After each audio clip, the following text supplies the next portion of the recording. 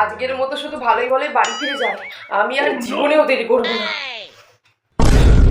ওই লোকটা, মা বলেছিল ওখানেই পেতনি থাকে। না না না, আমি আর ওদিকে তাড়াতাড়ি বাড়ি যাই। ও ওই তো, ওই তো একটা ঠাকুমা, ঠাকুমাকে ডাকি, ঠাকুমার আমি একসঙ্গে যাবো, তাহলে আর ভয় লাগবে। ঠাকুমা, ও ঠাকুমা, দাঁড়াও তো, আমি আসছি। এবার চলো একসঙ্গে যাই। আচ্ছা ঠাকুমা, একটা কথা বলো তো। হ্যাঁ বলো, কি বলবে? তুমি যে একা একা এই রাস্তাতে যাচ্ছ, তোমার ভূতে ভয় করে না? ভূতের ভয়? ভূত আমার এখানে কোথায় আছে? কেন গো, তুমি জানো না এই রাস্তার মোড়ে একটা তেঁতুল গাছে ভূত থাকে?